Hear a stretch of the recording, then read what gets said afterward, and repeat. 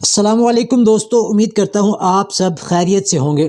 پیارے دوستو، ویڈیو کا باقاعدہ آغاز کرنے سے پہلے آپ سب سے گزارش ہے کہ چینل کو سبسکرائب کر دیں اور ویڈیو کو لائک اور شیئر کریں اور اینڈ تک ضرور دیکھیں۔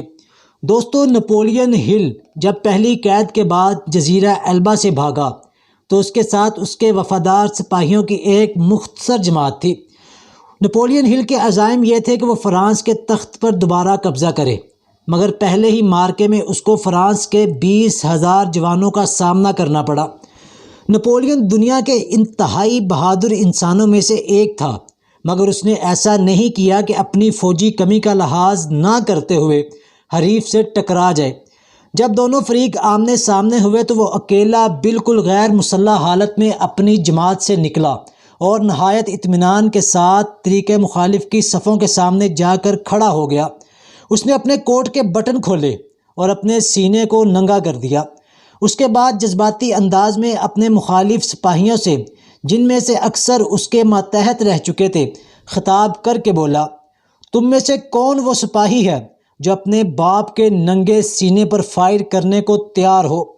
نپولین ہل کے یہ جذباتی الفاظ مخالف سمت کی تمام فوج کے اوپر اتنے اثر انداز ہوئے کہ اس فوج کے تمام صفوں میں سے آواز آنے لگی، کوئی نہیں جو اپنے باپ کے ننگے سینے پر فائر کرے۔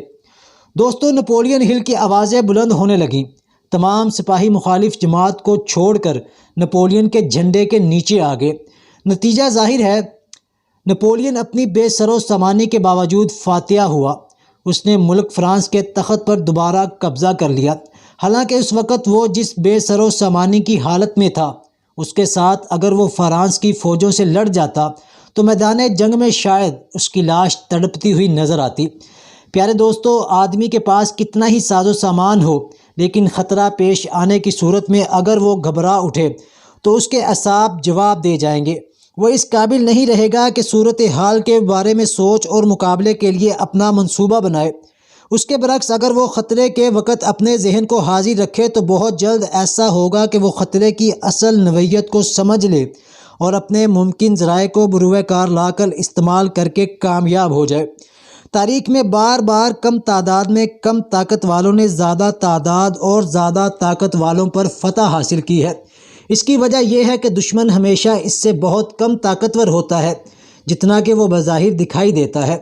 اس دنیا کا نظام کچھ اس ڈھنگ پر بنا ہے کہ کوئی شخص یہ کردہ خواہ کتنا ہی طاقتور ہو جائے، اس کے اندر کوئی نہ کوئی کمزوری موجود رہتی ہے۔ اس کمزوری کو استعمال کرنے کا نام دشمن پر فتح حاصل کرنا ہے۔ پیارے دوستو، کسی شخص کی واحد طاقت اس کے فریق کی کمزوری ہے، اور یہ طاقت ہمیشہ ہر ایک کو حاصل رہتی ہے، بشرطے کہ وہ اس ہوشیاری کا ثبوت دے سکے کہ وہ اپنے حریف کی کمزوری کو استعمال کرنا جانتا ہے۔